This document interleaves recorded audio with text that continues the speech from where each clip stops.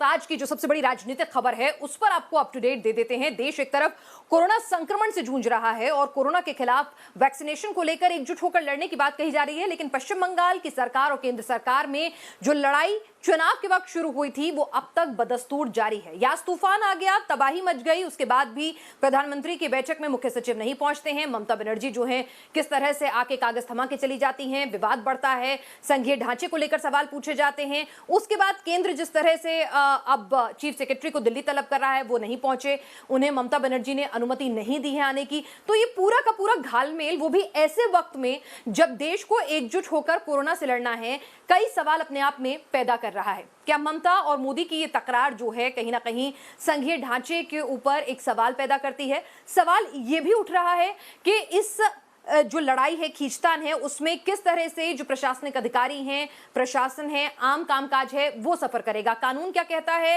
Rules क्या कहते हैं, उस पर भी चर्चा करेंगे और इसके राजनीतिक मायने क्या निकाले जाएं उस पर भी चर्चा करेंगे। हमारे साथ वरिष्ठ पत्रकार एनके सिंह और हमारे वरिष्ठ सहयोगी धीरेन्द्र पुंडीर जुड़ेंगे, लेकिन उससे पहले एक रिपोर्ट।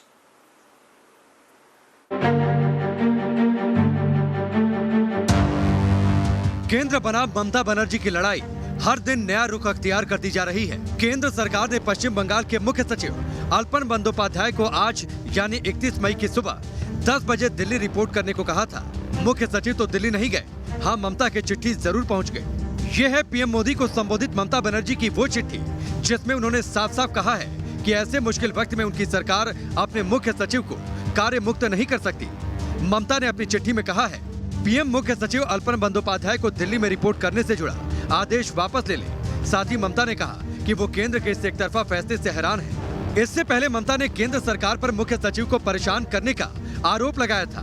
ममता के इस कदम के बाद अब गेंद केंद्र सरकार के पाले में है। केंद्र सरकार या तो अल्पन बंदोपाध्याय का सर्विस एक्सटेंशन रद्द कर सकता है। अल्पन बंदोपाध्याय को 3 महीने का सर्विस एक्सटेंशन मिला है। केंद्र उन्हें एक बार फिर से बुला सकता है। अनुशासनात्मक कार्रवाई के लिए शो कॉज नोटिस जारी कर सकता है। उधर इस पूरे विवाद में अब दिल्ली के मुख्यमंत्री अरविंद केजरीवाल भी कूद चुके हैं। केजरीवाल ने आज ट्वीट करके कहा, ये समय राज्य सरकारों से लड़ने का नहीं है, सबके साथ मिलकर कोरोना वायरस से लड़ने का है। ये समय राज्य सरकारों की मदद करने का है, उन्हें टीके उपलब्ध कराने का है। जाहिर है इस मामले में टकराव कम होने की जगह बढ़ता जा रहा है। देखना दिलचस्प होगा कि ये टकराव कहां जाकर खत्म होता है। Team news nation.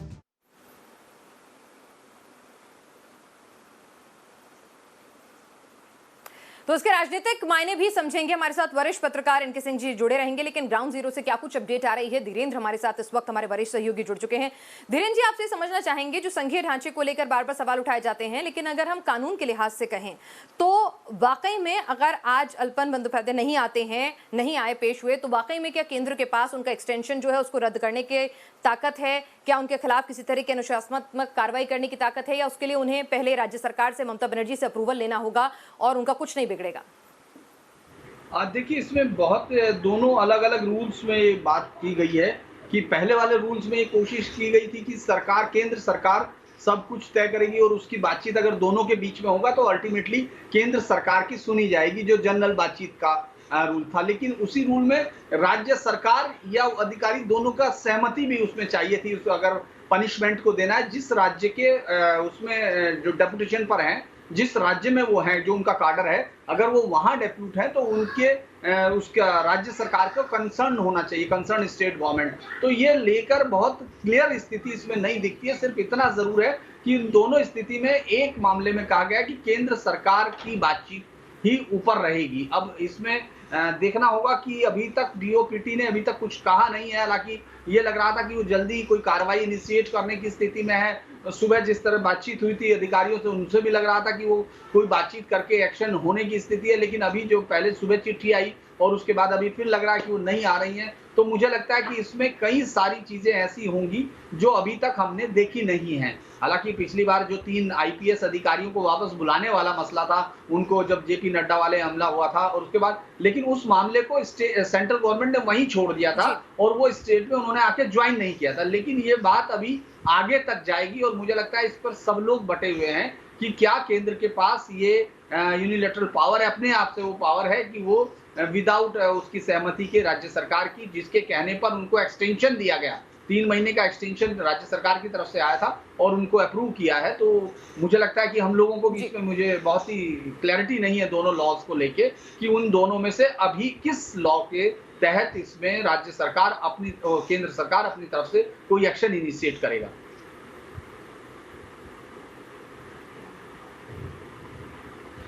बिल्कुल, हमारे साथ वरिष्ठ हमारे पत्रकार एनके सिंह जी भी जुड़े हुए हैं। एनके सिंह जी, आपसे समझना चाहूंगी कि मामला क्या इतना सीधा साधा जो केजरीवाल दिखा रहे हैं कि भाई ऐसे वक्त में लड़ना नहीं चाहिए, इतनी अच्छी नेक नियति वाली नसीहत दे रहे हैं, मामला जो है वो सिर्फ एक प्रशासनिक अधिकारी की मीटिंग में आने का नहीं है, बल्कि ये पूरी की पूरी लड़ाई राजनीतिक है और इसका खमियाजा जो है कहीं ना कहीं आपका चीफ सेक्रेटरी अगर यूं ही खींचतान में फंसा रहेगा तो राज्य में ऐसे मुश्किल वक्त में तमाम पॉलिसीज और उनके एग्जीक्यूशन को अफेक्ट तो करेगा ये सब।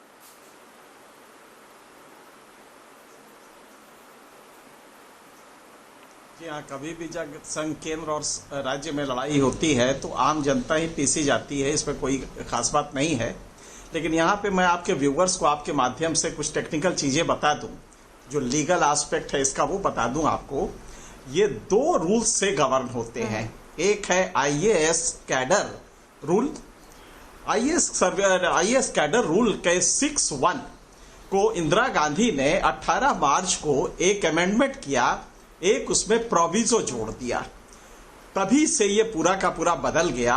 18 मार्च 1984 से पहले राज्य सरकार की सहमति जरूरी होती थी और वो कॉन्करेंस था, कंसल्टेशन नहीं था, कॉन्करेंस था। लेकिन इंदिरा गांधी ने इस प्रोविजो को लाके कह दिया कि अगर दोनों के बीच मतभेद है तो फिर केंद्र का ही वर्चस्व होगा, केंद्र ही फाइनल डिसीजन मेकर होगा। ये उस प्रोविजो में है जो आज भी एग्जिस्ट करता है। इसका सीधा मतलब है कि केंद्र सरकार अगर चाहेगी तो जो चाहेगी वो इस केस में कर सकती है। लेकिन प्रोविजो जो है वो अगर मतभेद होगा तब, यहां पे केंद्र सरकार के लोगों ने जो गलती की है वो ममता बनर्जी से पूछा नहीं ताकि मतभेद क्लियर हो जाए।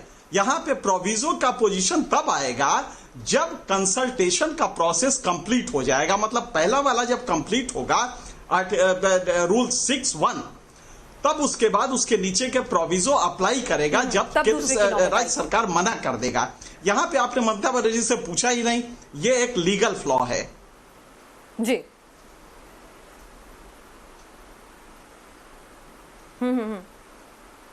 मेरे ख्याल से आपको आवाज आ रही है? बिल्कुल, तो कहीं ना कहीं कुछ चूक यहां पर भी है, लेकिन ये पूरा का पूरा मामला जो है, जी बिल्कुल आ रही है। मैं जरा धीरेन्द्र के पास भी समझना चाहूंगी। धीरेन्द्र जी, आप पश्चिम बंगाल में एक लंबे वक्त तक आपने चुनाव कवर किया, नतीजों को भी कवर किया, सरकार बनते हुए भी देखा है। लगता नहीं है कि जितना बैड ब्लड हमने चुनाव में देखा था, अब सत्ता में काबिज होने के बाद भी वो कहीं कम हो रहा है, क्योंकि यास तूफान की मीटिंग में जो कुछ हुआ वो सीधे सीधे अदावत की ओर ही इशारा था। और आने वाले दिनों में अगर केंद्र और राज्य ऐसे मुश्किल वक्त में साथ मिलकर नहीं चलेंगे तो नुकसान तो पश्चिम बंगाल का ही होगा, जिसे सोनार बांग्ला का ख्वाब बीजेपी दिखा रही थी और ममता बनर्जी तो ना जाने कैसे कैसे वादे कर रही थी। देखिए, ममता बनर्जी सत्ता में आई है, बहुत ताकत के साथ आई हैं और उस सब के बावजूद आई कि प्रधानमंत्री और केंद्रीय गृह मंत्री तमाम लोग बीजेपी की पूरी ताकत के साथ गए थे। लग रहा था कि ठीक है, एक राजनीति वहीं खत्म हो जानी चाहिए, लेकिन ये सिर्फ उनको लग रहा था जिनको ये लग रहा है कि अभी राजनीति मॉरल से गवर्न हो रही है या जिसके लिए कॉन्स्टिट्यूशनली मर्यादा बहुत अहम रखती है। अभी चूंकि चुनाव भी होना है, 2024 तक की लड़ाई लड़नी है, विपक्ष के लिए एक चेहरा चाहिए। और जिस तरह की स्टाइल से ममता बनर्जी ने पूरी बीजेपी की कैंपेन को एक तरह से ध्वस्त कर दिया है, अगर इसको देखा जाए तो उसमें ममता बनर्जी को ये लग रहा है कि उनका यही तरीका उनको और आगे तक ले जाएगा। यानी ऐसे समय में जब कोरोना और तमाम चीजें वहां हैं, पोस्ट पोल हिंसा है, उसको लेकर और कड़वाहट बनी, तो उसी के इस हिस्से को ममता बनर्जी और आगे तक ले जा रही हैं। और केंद्र ने भी जिस तरह से एकदम इनिशिएशन किया कार्रवाई का, एकदम जिस तरह से रिएक्ट किया, मुझे लगता है कि ऐसे समय में वो भी काफी उस गुस्से से प्रेरित हो सकता है जो पोस्ट पोल हिंसा या उसके बाद ममता बनर्जी ने जिस तरह के बयान दिए हैं और जिस तरह से वो अकेले सिंगलली हैंडल करना चाहती हैं तमाम कॉन्स्टिट्यूशनली बाकी प्रोविजंस को भी बहुत ज्यादा मायने न देते हुए। तो मुझे लगता है कि ये लड़ाई एनके सिंह जी से भी इस पे समझ लेती हूं मैं जी। चलिए, ये गुस्सा है, ये अपनी अपनी पावर को स्थापित करने की कोशिश है। इनके सिंह जी, क्या ये इस चीज को भी इनकैश करने की कोशिश है कि कहीं ना कहीं जो महामारी ने हमें बुरे दिन दिखाए हैं, उसके बाद जो लोगों में जो एक कहीं ना कहीं एक नेगेटिविटी, एक गुस्सा जो आया है, तो ऐसे में तमाम विपक्षी पार्टियां इस मोमेंटम को बनाए रखना चाहती हैं हर कीमत पर, और इसीलिए केजरीवाल भी इसमें कूद रहे हैं, कांग्रेस भी एक तरह से पीछे से बैकफुट पर सपोर्टिंग है, और ममता बनर्जी जो ताकत के साथ आई हैं वो इसकी अगवा बनी हुई हैं।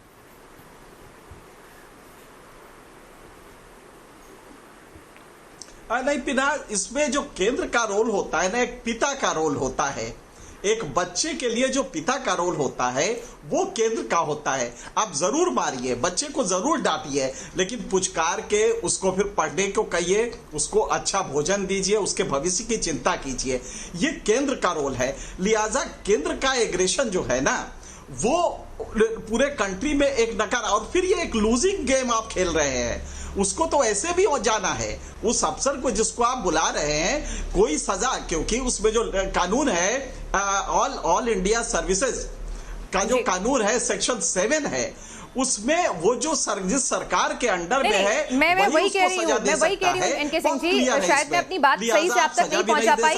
आप जो कह रहे हैं वो एक आइडियलिस्टिक सिचुएशन है और कानून की बात कर रहे हैं, मैं इसमें राजनीति की बात कर रही हूँ। जी, मैं इनके सिंह जी, आप कानून की बात कर रहे हैं, जो आपने समझाया प्रोविजन एक्ट, आप बात कर रहे हैं कि कैसा एक आचरण होना चाहिए मोरल, लेकिन यहाँ पर क्या इसमें आपको ऐसा भी दिख रहा है जो ममता बनर्जी का एग्रेशन है उसमें केजरीवाल का कूद पड़ना कि अभी नहीं, अभी जो है बीजेपी की जो मौजूदा सरकार है, कहीं ना कहीं उसको लेकर अभी लोगों में कुछ रोष है, कुछ गुस्सा भी है। जो महामारी में लोगों ने अपनों को खोया, जो कुछ देखा है, तो उसके बाद कहीं ना कहीं उसी गुस्से को, उसी मोमेंटम को और उसी पश्चिम बंगाल की जीत को आगे बढ़ाए रखने के लिए इस तरह की अदावतें आने वाले दिनों में हमें और ज्यादा देखने को मिलेंगी, और कई और दूसरे ऑपोजिशन वाले राज्यों से आती रहेंगी ऐसी खबरें। पिनाज, बिल्कुल सही है आपका ऑब्जर्वेशन, एग्जैक्टली यही हो रहा है, बिल्कुल सही है आपका ऑब्जर्वेशन। और इस समय अगर अपोजिशन कंसोलिडेट कर रहा है, ये बात सही है कि पॉलिटिक्स का ये जगह नहीं है, ये समय नहीं है पॉलिटिक्स का, लेकिन अगर केंद्र कुछ नहीं कर रहा है तो पॉलिटिकल पार्टी शून्यता में तो नहीं खड़ी रहेंगी ना, वो वार्ड नहीं है। लिहाजा अगर मान लीजिए कि ये चुप रहते तो क्या हम तब ये ना कहते, हम एक प्रोग्राम ये ना कर रहे होते कि अपोजिशन तो अस्तित्व में ही नहीं है, अपोजिशन भी कुछ नहीं कर रहा कि वैक्सीन नहीं लग रही है या लग रही है, कोरोना में ऑक्सीजन मिल रहा है कि नहीं। इसलिए अपोजिशन का सही रोल ये है, और अगर वो कंसोलिडेट करते हैं तो कोई गलत नहीं है, लेकिन केंद्र को यहां पे सोचना होगा कि आइडियलिस्टिक सिचुएशन नहीं है, ये फंडामेंटल कॉन्स्टिट्यूशनल ड्यूटी है कि अगर स्टेट में महामारी है तो इस समय चीफ सेक्रेटरी आपका ऑब्जेक्ट थोड़ा, आपका शिकार थोड़ी होना चाहिए। इस समय वो जनता वहां पे त्रस्त है, त्रासदी झेल रही है।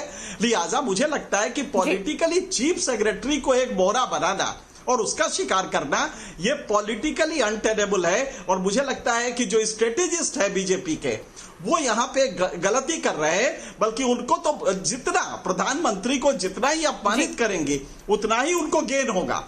ममता बनर्जी अगर वहां नहीं आई फिर भी प्रधानमंत्री मुस्कुरा के अगर बोले होते तो मुझे लगता है बिल्कुल, तो यहाँ पर यही बात लेके मैं आपकी, कोई भी उनको अपमानित करेगा ये देश की जनता बर्दाश्त नहीं करती, कद बढ़ता और वो बड़प्पन आता।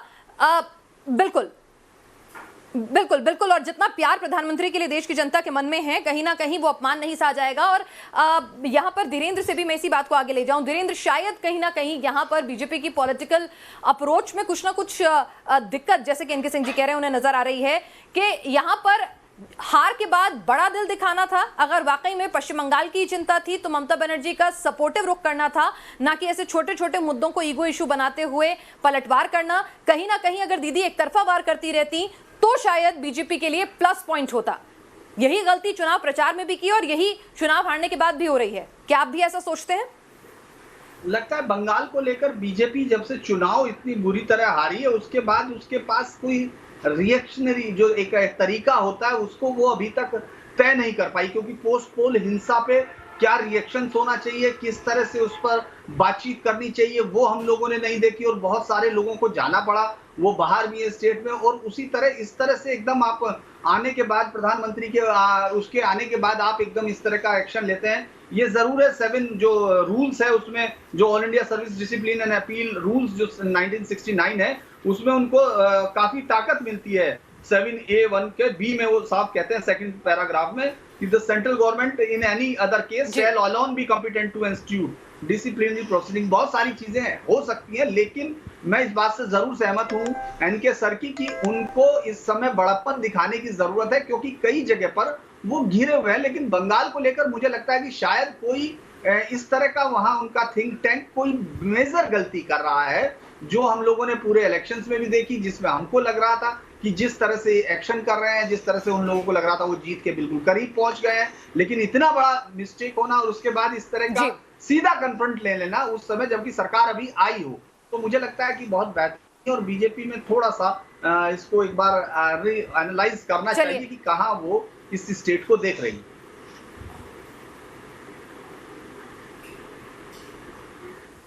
बिल्कुल, और इसी को मैं इसमें ममता बनर्जी वर्सेस मोदी जी की जो ये पूरी की पूरी लड़ाई है, पश्चिम बंगाल वर्सेस केंद्र, टीएमसी वर्सेस बीजेपी, इस सब के बीच में अरविंद केजरीवाल जो हैं वो लगातार एग्रेसिव अप्रोच अपनाए हुए हैं। कांग्रेस की भी अप्रोच हमने हाल फिलहाल के दिनों में देखी है, काफी एग्रेसिव हो गई है, फिर चाहे वो सोशल मीडिया प्लेटफॉर्म हो इस पूरे पेंडेमिक के बाद, और या फिर उनके बयान हो, राहुल गांधी, प्रियंका गांधी फ्रंट फुट पे उनको आकर घेर रहे हैं। इस सब के बीच में केजरीवाल का ये ट्वीट और केजरीवाल का जो एग्रेशन है, और इसको किस तरह से एनके सिंह जी देखा जाए? ममता के साथ हमेशा खड़े नजर आते हैं और ममता उनके साथ।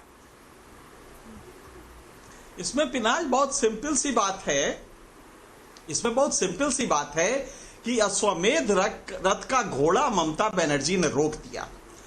अब जब एकल नेतृत्व, जो फॉर्मेट है हमारे देश के इस समय पॉलिटिक्स का, सेंट्रल पॉलिटिक्स का, वो एकल नेतृत्व का फॉर्मेट है, यूनि लीडरशिप का फॉर्मेट है।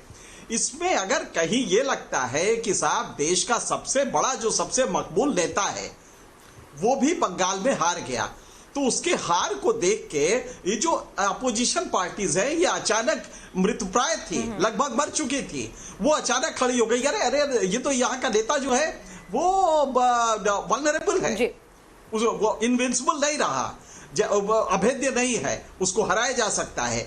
ये देख के ये फोर्सेस खड़ी हो गई हैं। केजरीवाल तो शाश्वत नकारात्मक भाव में रहते हैं, तो इसलिए वो खड़े, अलग बात है। लेकिन आप देखेंगे कि आने वाले दिनों में एक बड़ा वर्ग अपोजिशन का है जो कि अचानक यूनाइट होने की कोशिश करेगा। कितना हो पाता है क्योंकि उसके अपने इंटरनल कॉन्ट्राडिक्शंस है, लेकिन ये कोशिश जरूर होगी कि कहीं ना कहीं ममता के अराउंड या ऐसे ही किसी लीडरशिप के अराउंड एक रैली करे और एक अपोजिशन फोरम बनाए, एक अपोजिशन फॉर्मिडेबल कॉम्बिनेशन बनाए। ये कितना सफल होगा मुझे नहीं मालूम है, लेकिन जो बीजेपी के लिए है इस समय मोदी के कद को ये स्ट्रेटजीज जो हैं इसको डिफरेंट तरीके से देखे। अगर चीफ सेक्रेटरी एक नहीं आया, आप जानते हैं कि वो ममता बनर्जी के कहने से नहीं गया था। अगर चलिए इस बीच आपको बता दें केंद्र से बड़प्पन दिखाने की उम्मीद कर रहे थे हम, लेकिन जी मैं आपको रोकूंगी एनके सिंह जी। जी एनके सिंह जी इस पर भी बात करेंगे, लेकिन पिता की तरह से व्यवहार करते हुए केंद्र नजर नहीं आ रहा है। यहाँ पर अल्पन बंदोपाध्याय को जैसा हम कह रहे थे कि यहाँ पर नोटिस भेजा गया है केंद्र सरकार की तरफ से। अपडेट जो मेरे पास आ रहा है इस वक्त, केंद्र सरकार ने जवाब मांगा है। यहाँ पर जो अपडेट मेरे पास आ रहा है उसके मुताबिक यहाँ पर केंद्र सरकार ने, जैसे कि कहा जा रहा था कि अनुशासनात्मक कार्रवाई जो है उनके खिलाफ की जा सकती है। केंद्र सरकार उनसे पूछ सकती है, शो कॉज नोटिस जारी कर सकती है कि क्यों दिल्ली तलब किए जाने पर भी वो आए नहीं। तो ये तमाम सवाल जो हैं वो पूछे जा सकते हैं उनसे, लेकिन फिर वही बात है कि रूल्स क्या कहते हैं, क्या उनके खिलाफ, ठीक है आपने शो कॉज नोटिस जारी कर दिया, आप सेटिस्फाई नहीं हुए जवाब से, कल सुबह 10 बजे तक दिल्ली बुलाया है, लेकिन ममता बनर्जी अगर उन्हें जाने की परमिशन नहीं देती हैं तो इसमें अल्पन की क्या गलती होगी? धीरेन्द्र, नोटिस तो थमा दिया, जवाब भी दे देंगे वो, लेकिन अगर उनकी चीफ मिनिस्टर ही नहीं जाने दे रही हैं तो कैसे एक प्रशासनिक अधिकारी जो उनके साथ अटैच है वो कैसे चला जाएगा? देखिए ये सब शुरू से ये माना जा रहा है कि वो किस तरह करेंगे। मैंने आपको अभी 7A1(2) का वो बताया जिसमें केंद्र के पास है अधिकार, वो उनके पास वो राइट है। लेकिन मैं लगातार कह रहा था कि सुबह से उन लोगों का कल ये कह रहे थे वो एक्शन लेंगे और वो कार्रवाई होगी, तो वो की गई है। मुझे लगता है ये मामला अभी और बढ़ेगा, क्योंकि जिस पॉलिटिकल उसकी तरफ हम बढ़ते हुए देख रहे हैं इसको कोर्ट में जाना होगा। ये मामला यहाँ ही नहीं है, अब ये कोर्ट में जाएगा। ममता बनर्जी किसी कीमत पर वो छोड़ेंगी नहीं, और वो जरूर ये ले सकते हैं कि भाई मुझे ममता बनर्जी यानी मेरी मुख्यमंत्री मुझे इजाजत नहीं दे रही है, मुझे छोड़ नहीं रही है, लेकिन उनको अल्टीमेटली वो केंद्र सरकार के डीओपीटी के अंतर्गत आता है उनका ये पूरा रूल कार्डर कंट्रोलिंग अथॉरिटी उनकी वही है। तो मुझे लगता है कि इस बात का बहुत मायने नहीं रहेंगे, लेकिन ये बात अब कोर्ट में जाएगी। जो नेक्स्ट स्टेप है उसका मुझे लगता है कि ये सीधा अब कोर्ट की तरफ जाएगा। डीओपीटी ने जो नोटिस भेजा है उसके जवाब देने के साथ साथ ममता बनर्जी सरकार इसमें जरूर कोर्ट में जाएगी, मुझे जहां तक लगता है।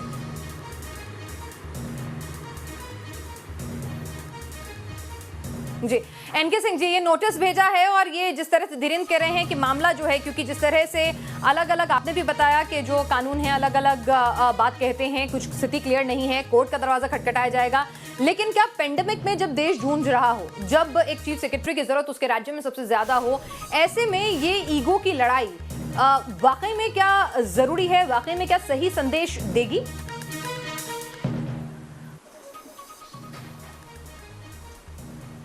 नहीं, बड़ा अच्छा सवाल है पिनहाज।